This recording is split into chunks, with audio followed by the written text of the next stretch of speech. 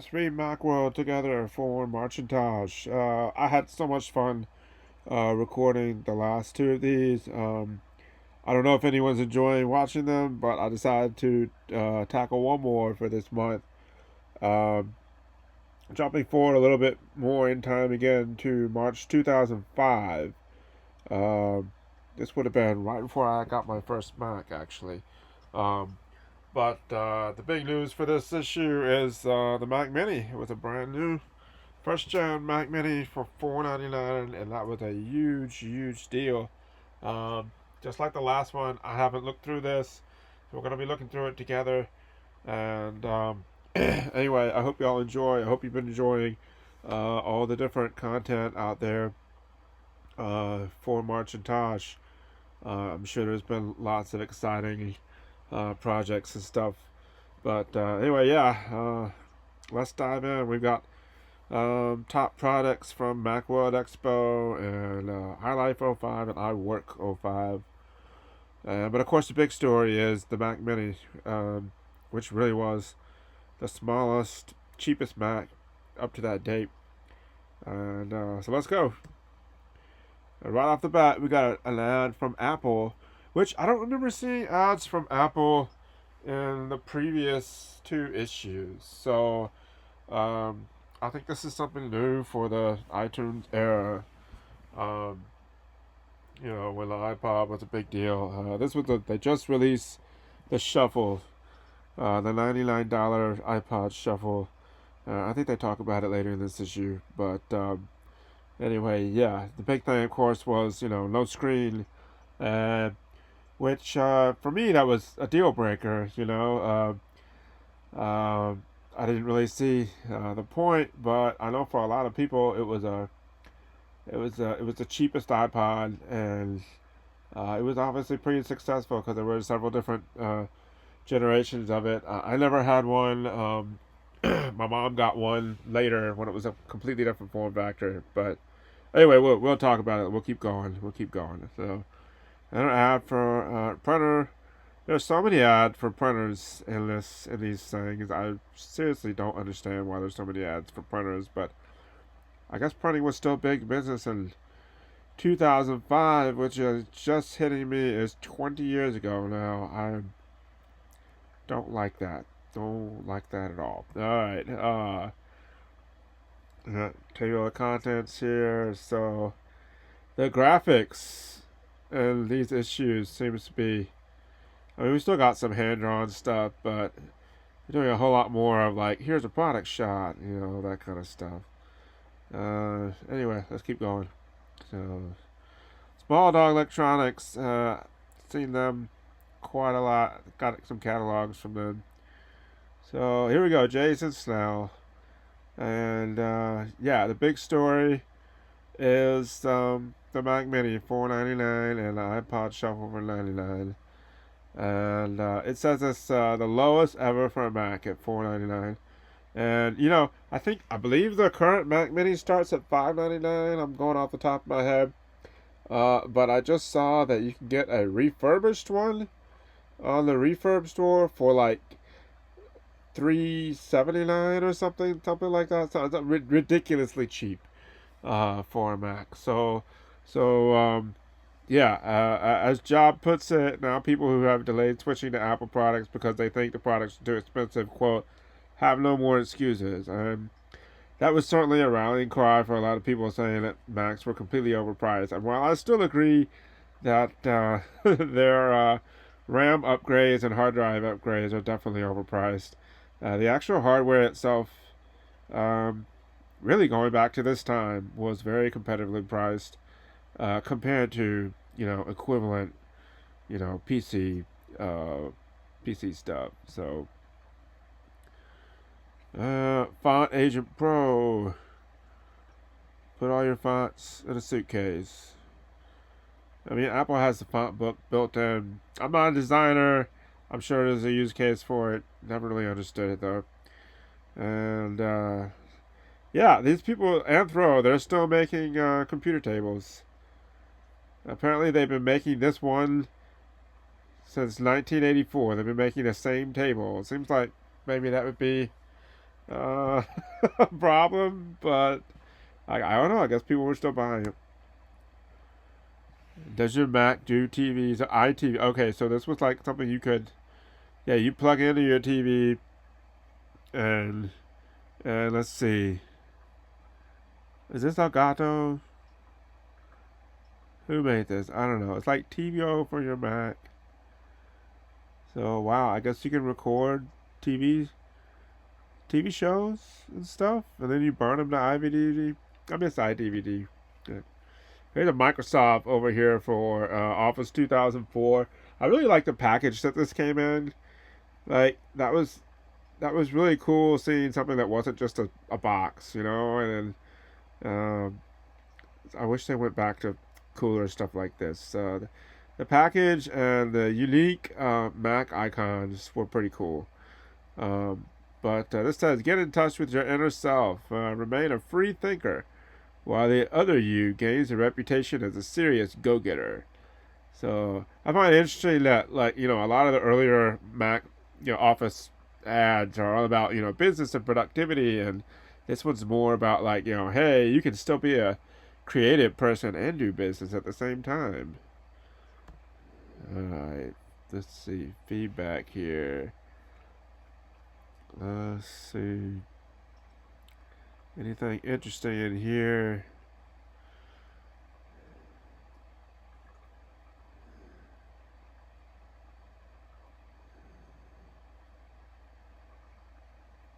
All right, here's the dude. So, like, okay. Question 17, your Mac trivia quiz from December 2004 was particular informative. The question was, who said if I were running Apple, I would milk the Macintosh for all its work and get busy on the next great thing? And the PC wars are over. Done. Microsoft won a long time ago. Answer: Steve Jobs in '96. It seems that Steve has been true to his word. He's milking OS 10 and pushing the iPod as far as he can. I think my next computer will be a Windows machine. Okay, I don't understand your reasoning. There you don't like that he's like creating value or creating new products. I don't really know. I don't know what that's supposed to be. Let's see. IO gear. Oh, portable storage. Yeah, look at these portable hard drives, up to 40 gigabytes, USB 2 or FireWire. You can put them in your back pocket. Uh, I've got a little 2 terabyte SSD right here that is literally thinner than my wallet. So it's kind of funny looking back on that today. Let's see. Oh, so iWork and iLife updates. So we had let's see, iMovie HD. So that's when um, yeah, so you could start editing with a high definition video. I'm still using iMovie to edit these. I don't want to spend a lot of money on editing software, and honestly, I think it still does a great job. So, um, I do miss this brush metal. I wish they would bring that back. I just think it looks cool. I mean, we're still using laptops that are basically brushed metal, so why not bring it back? And GarageBand. It looks like they moved it over from a single application to part of iLife. I'm not sure. Did this cost money? Yes. So, um, let's see. GarageBand was free, but iLife 05 was $79, and I think I paid money for this when it came out, or maybe it was the next upgrade because I would have gotten my Mac in a couple months after this. But uh, yeah, I'm pretty sure I paid money. I paid money for it, and it seems weird now because, uh, excuse me. It seems weird because all this stuff is free now on the OS, right? I mean, we completely changed the business model. Um, and so the idea of paying for all this stuff is just sort of odd to think about. But yeah, at the time, $79, and it felt like a steal to get all this stuff. iMovie, iPhoto, iDVD, GarageBand, $80. Let's see here. Let's see. We're talking about Macworld magazine top products. Got iPod Shuffle. Nothing really interesting there. Uh, Padlock is a new utility that lets you do cool stuff with your iPod. What is this? Is this a custom firmware or something? Or is this an application? I don't know. I don't know what that is.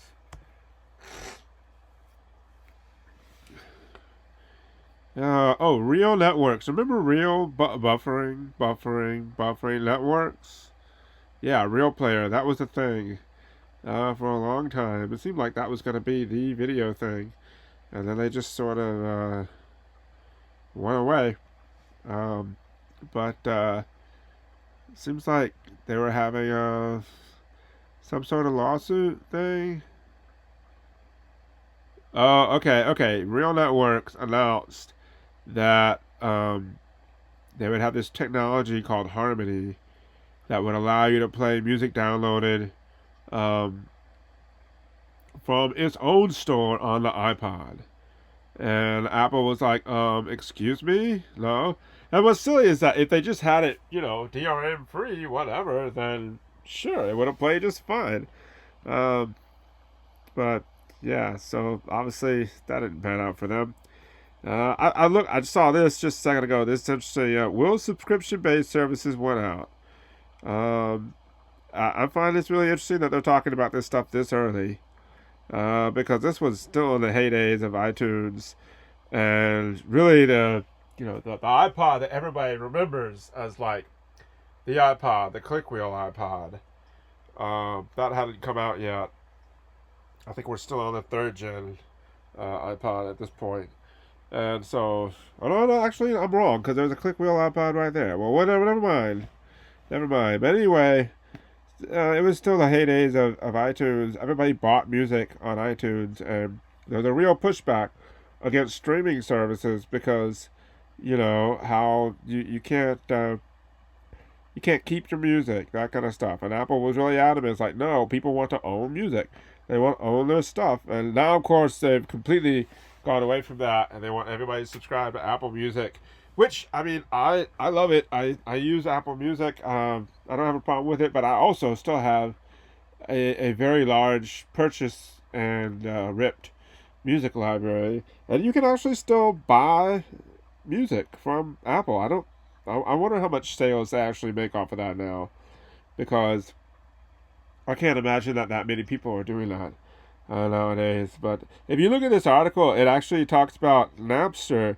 Napster had a streaming service that was $10 a month for 700,000 songs libraries, and so this is like Napster was trying to go legit. They tried to actually come up with a business plan and go legit. And of course, that didn't pan out for them. They're gone. But I think the answer to this article is yeah, streaming services won. They won. And honestly, I think the value proposition is pretty good there. You pay a small amount a month and get access to way more than 700,000 songs, probably in the millions of songs that Apple Music has. But anyway, all right, sorry, I'm ranting here. Sorry. Uh, iPod accessories. Look, a sports suit sleeve for the iPod Shuffle. I guess it's just a near-prone case that you put your shuffle in. That's kind of silly. Something designed to fit in your jeans pocket. Doesn't really need a case like that. But all right, let's see. Consumer reports, DVD training. You see what I mean about the graphics? They're becoming much more. I don't know how to describe it, but much less surreal as we go forward in time. I'm going to talk about memory. Reviewing 23-inch LCDs. So, this is just everybody else's LCDs. And if you look over here on the right, the 30-inch cinema display, which now seems honestly kind of small with the stuff that's about now, but it still looks beautiful. I still love to have one of those. Let's see. RSS readers, that was a thing. I guess RSS is still a thing. I never really used it that much. I prefer to just go to their websites. But I understand where they were coming from. Oh, here we go. Here we go. So I thought we would probably see a lot of ads for this kind of stuff. Uh, iPod accessories. This is like a boombox. That the iPod accessory ecosystem was just insane, and like I can't think of the last time I went to like a Goodwill or like a used electronics store or something, and didn't see just tons of 30 pin based iPod accessories that plug into like the 30 pin dock connector. Boom boxes, alarm clocks, everything you could think of. It was huge. It was absolutely huge. Now everything's kind of moot because most everything is Bluetooth now. So there isn't quite as I don't think there's quite as much innovation as far as like integrating like nobody's gonna put their iPhone into a boombox speaker like this. But it certainly was a thing at the time. Definitely was. Let's see, Apple Remote Desktop. Stuff at Deluxe, Starry Night Enthusiast. There's so much text and less graphics now. I'm not sure it was the best change. I don't know. It's a lot of text, so. And we start to see ads for stuff like podcasts inside Mac Radio. Um, I don't remember seeing ads for podcasts last time, but here's another. I guess this is. FileMaker is an Apple company, so I guess it was technically an Apple ad. But let's see here.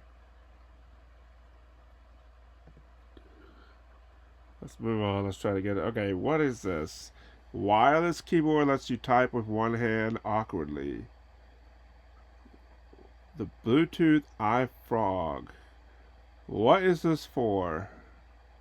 Your Mac's keyboard may support futuristic features like volume controls and backlit keys, but typing remains a two-handed proposition. Wow, tell us how you really feel, man. That's it lets you work with one hand. What is the use case for this? I can definitely see this being something for um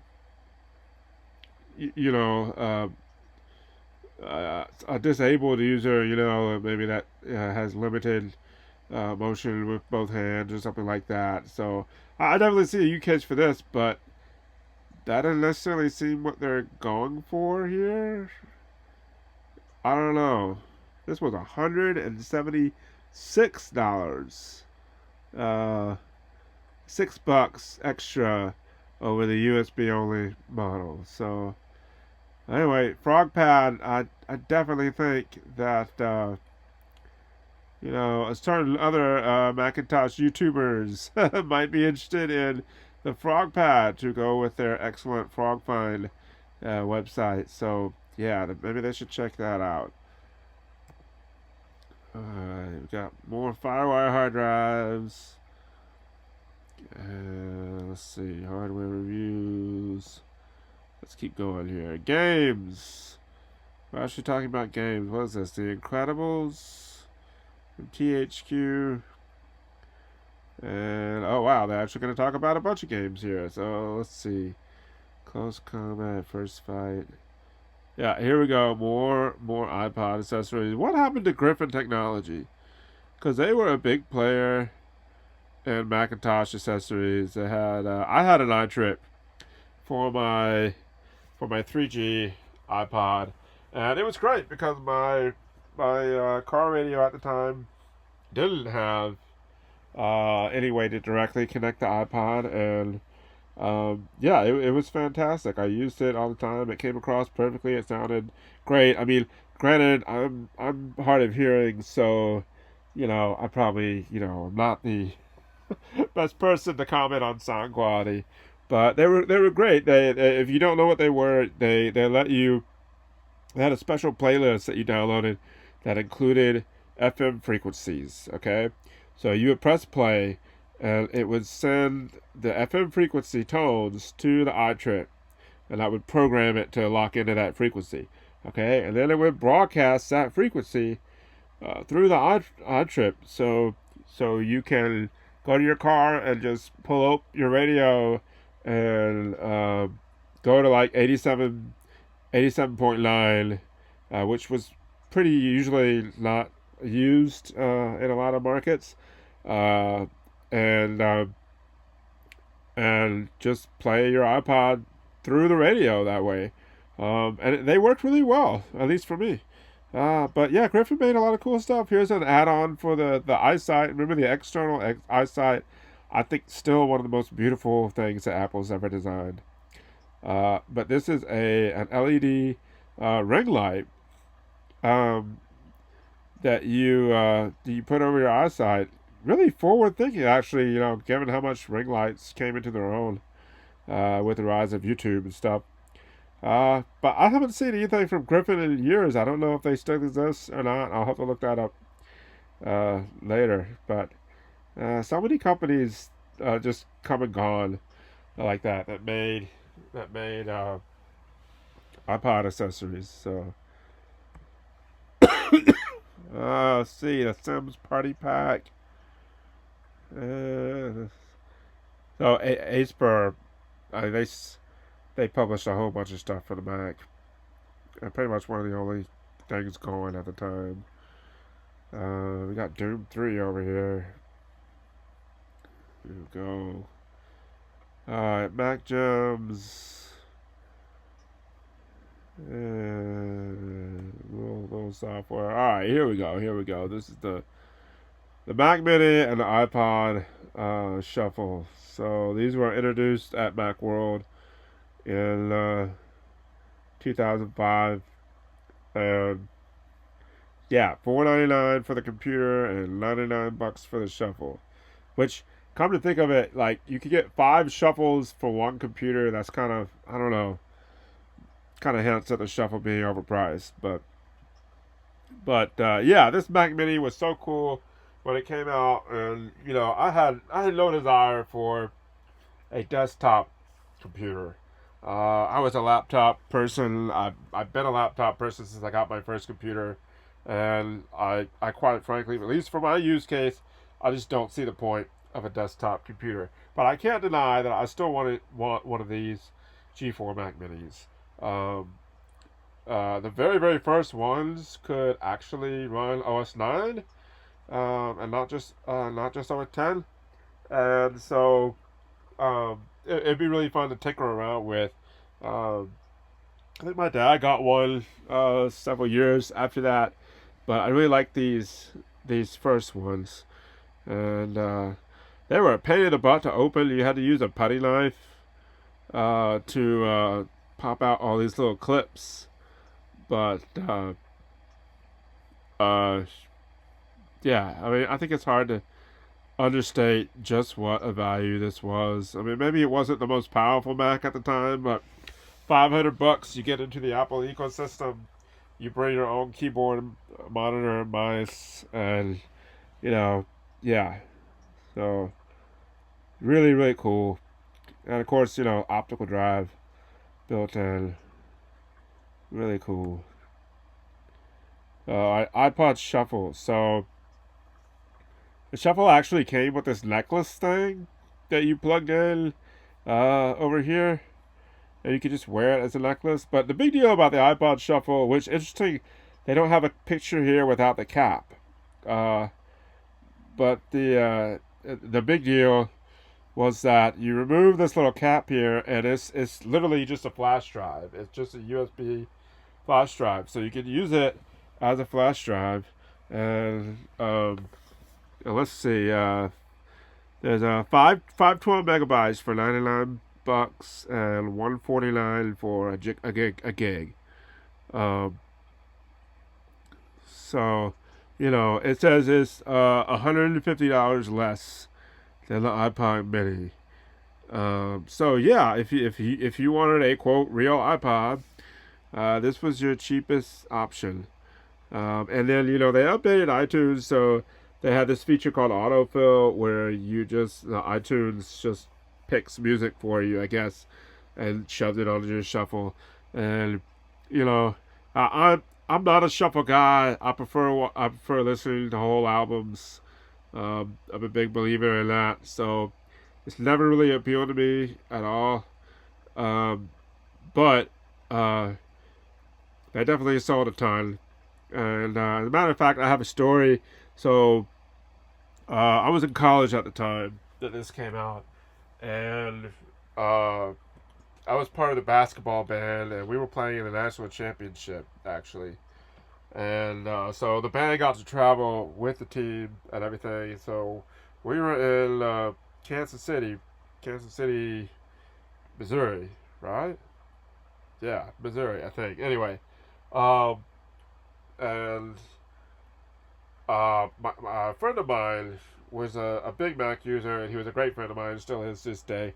Uh, we went to the Apple store together, and it was my first time in an Apple store ever.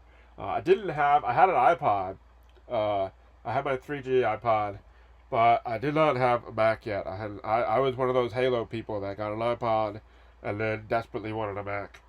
So I didn't have a Mac yet. Uh, but we live in a town where there was not an Apple store, and it was the first Apple store I'd ever been to, and so I'm like gobsmacked. I'm walking around looking at all this stuff, um, but he walks in there, wasn't planning to get anything. He walks out with his iPod shuffle, and I can't believe it. And he told me later, it's like, yeah, I have yet to be able to walk into an Apple store and walk out without buying anything. uh, you know, but he got this shuffle, and so it was really cool to vicariously experience the unboxing experience and looking at this thing and everything for the shuffle. I still really like one of these. I've tried to get one complete in box on eBay. They're not that expensive, but they are hard to find complete in box because it seems like a lot of people lose the little lanyard, and a lot of people lose the cap. Um, but someday, I'll get one complete in box. Oh my gosh, max security, fact or fiction. It's still pretty much. Is this whole thing about security? Yeah, all right. Let's see what this is about. You are vulnerable to Windows viruses if you run emulation software. Um, yeah, I mean, on the one hand, yeah, this stuff does exist, and yeah, you could pass Windows viruses on. But on the other hand, I've been using Macs for 20 years now this year, and never had a problem. Never had a problem with anything. Just be smart, Just be smart. Don't click on weird stuff. And yeah, so anyway, I do appreciate the illustrations in this article with this realistic 40s comic book style kind of thing. I appreciate those. And let's see here. Let's see. Firewall software built into the OS now. BugMeNot.com, and I use that a lot. I use BugMeNot.com a whole lot with paid services or you know like newspapers. You could go to this website and type in the URL of the newspaper, and somebody would have a login that just anybody could use, and it worked for a whole lot of things. A whole lot of things. I don't know if it still exists or not. It probably does in some form or another. But yeah, that was a thing. Let's see here. 4D meetings? What the heck is that? Full-fledged meeting and task management application. Designed completely in 4D 2004. It must be some thing I've never heard of. Anyway. Excel. Don't really care about Excel. Okay, here we go. Digital Hub. So, like, this is what I was talking about with the iPod stuff. Um, People started putting out a whole lot more of this music hardware and things like that. And look at all these little compact travel speakers. You know, oh yeah, the Bose Sound Dock. We had one of those. We had one of those. My dad was one of those people that was like, oh, Bose is such a great brand name, and I know people joke about no highs, no lows. It must be Bose, and I can't really comment on that because I'm hard of hearing. I really like the Sound Dock. It sounded great, um, but yeah, $300. That was not cheap. Not cheap at all.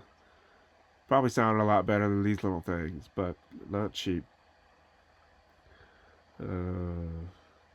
It's the National Association of Photoshop Professionals. That's cool. They talk about restoring this photo. That's a pretty cool restoration job. All right, raw. So, this is how to manipulate raw. I used to be way more into photography, and I did a whole lot more with photography stuff, and I kind of moved on from that, partially just because the cameras are so expensive. I just can't afford to get anything new. Uh, but this is the camera raw plugin for Photoshop CS. So we're talking about how to manipulate the images. I like the idea of the raw format, but if I'm honest, I'd rather try to get it right in the camera the first time. So anyway, let's see. Oh, it's remote access. Yeah, VNC. Yeah, I love it when people have funny names for programs. Like this is a chicken of the VNC. Uh, Fun names for program. I think we need more whimsy in computing. Whimsy's fun. Apple used to have a lot more whimsy. I think they still have some of it. It's still there, but it's become a little bit more corporate. I think so. All right, geeky stuff, terminal stuff. Uh, what is this? OS 10 on an Xbox? Georgia Tech science students managed to install an emulated version of OS 10 on a modified Microsoft Xbox. I mean, that's no surprise because the early development kits for the Xbox were Macintoshes. So that's not a surprise at all because it used a PowerPC uh, chip. So, that's not that big of a deal. Technically cool, yeah, but not that big of a deal. And Mac OS 10 Hints. I miss Mac OS 10 Hints websites. I used to go there, and they had lots of really cool little information that would just make your life better as a Mac user. Let's see, help desk. We're already at the ad, so already you can see there's much less content, I think, in this magazine as there was even 4 years ago, in 2001. So I don't really know what that means, except that print is dead, whatever. But Macworld went on for still quite a few years after this. But anyway, here we go. Yeah, ads. Mac Mall. We've got all this. We've got iLife, the iPod Shuffle. Oh, hey, $94. You get a little bit cheaper here. They cut off, $5. Of course, we've got iPods, the YouTube Special Edition iPod. So it didn't actually come with any YouTube music. I think a lot of people don't understand that about this iPod. It came with a certificate uh, that was good for. This says $10 off. I think that's right. Of the YouTube box set. So it didn't actually come with YouTube music.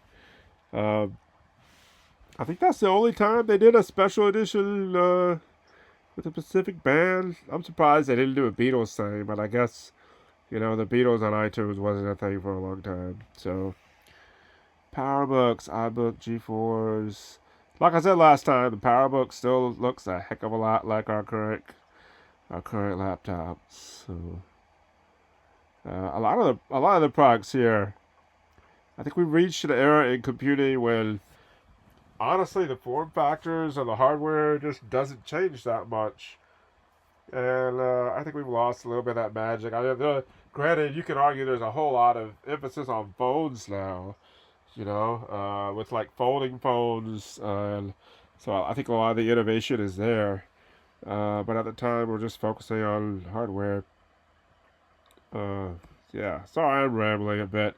Like I said, I'm just looking at this for the first time myself. Underworld Computing. They're still selling these Emacs over here. God, those things were heavy. Let's see. iPod accessories. This whole page is iPod accessories. Well, they got PowerBook accessories here too. Okay, alright. But, oh, yeah, way back, way down here, over here in the corner, ex post facto. Um, that's basically the same thing as today's open core legacy patcher, where you can run versions of OS 10 on computers that are not supported uh, by Apple, because a lot of that is just sort of arbitrary. I never dealt Dolly with that myself, but it might be fun to mess around with that at some point. Let's see. Apple Specialist. Wow, what is this? These are excerpts. There's tons of excerpts there. Dang. Developer Showcase. Oh, you can get the sync software for a Trio. I had a Trio 600. It was my first smartphone. It was actually my first and only Palm device. Uh, Wrote papers on the thing. Did all kinds of stuff with it. At the time, it was really cool, and I miss that thing. It was a good machine. It was a good machine. I had like a belt case for it. Looked like a total dork with that thing, but joke's on everybody else now. Everybody has a smartphone. Oh, book bags. I had a book bag for my 15-inch PowerBook G4. I love that bag. Um, I think they're still in business. I think they still make stuff, but they don't make the particular kind of bag that I had, which was like it opens from the short edge with a flap, and you wear it on the side. I love that bag. Unfortunately, um, one of our cats peed on it, so I had to throw it away. I was very upset about that, but they make really, really nice bags at the time. This was a big business. iScan, put your iPod in a little rubber case. I never had a case for my iPod at all. Um, I frankly didn't even have a case for my iPhone until I got married. And after I got married and I had kids, that's when I started using cases, because you definitely want to have a case if you have kids. Let's see. More of these uh, iPod accessory things, all in white, because that's what they did. That's what the iPod aesthetic looked like.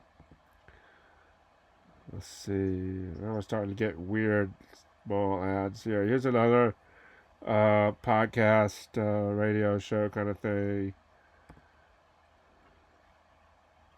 Let's see. Still selling Panther. I guess Tiger came out that summer, I think. That was my first OS 10, so I have a special place in my heart for Tiger. But let's see. Anything interesting here? These big, lacy hard drives. Let's see. What is that? 1.6 terabytes for $2,000. That is crazy. Absolutely crazy. I think we're almost at the end of the magazine. There's hot stuff. Laptop bags. What is this? Reporter. 5-foot long port extender with breakout connections for FireWire 800, 400, and USB 2. So that's interesting.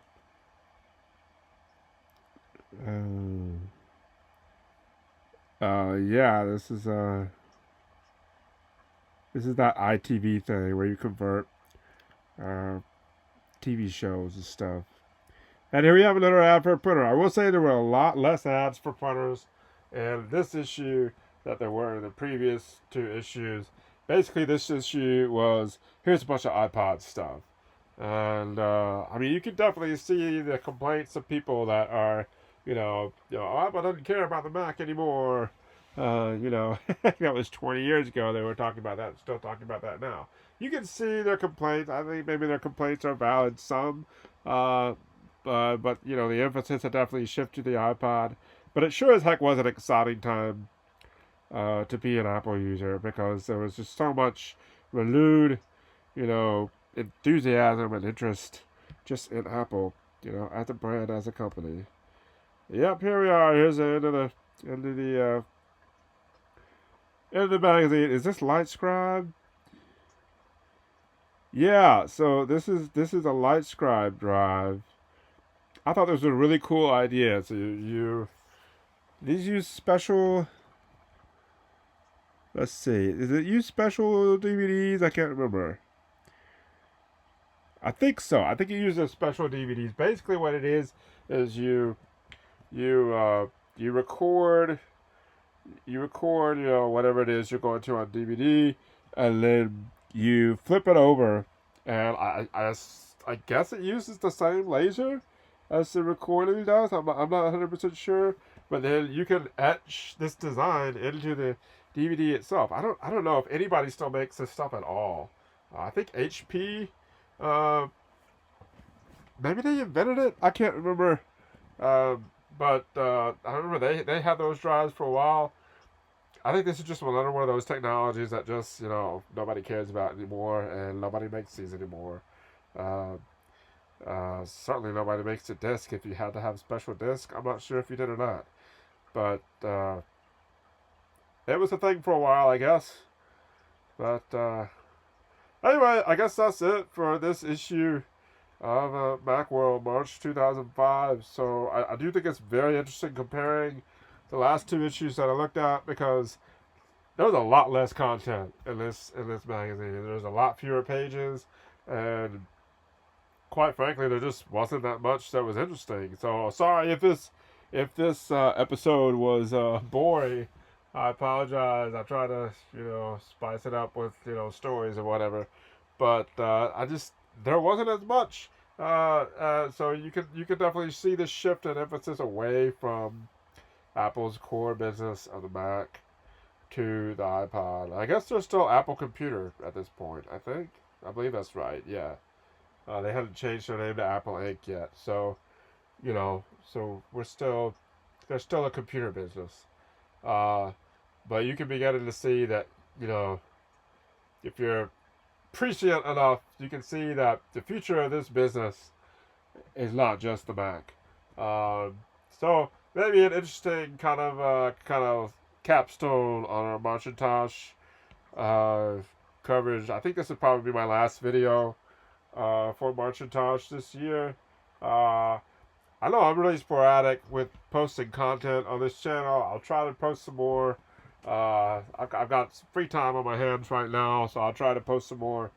But I have really enjoyed going through these magazines. If this is something that more people would like to see, please leave a comment. And don't forget to like and subscribe and all that jazz. And I hope you've had a great Marchintosh. I hope there's some cool stuff out there. I hope it's reinvigorated your passion for vintage Macs and just vintage computing in general. So anyway, like, subscribe, leave a comment, and have a good one.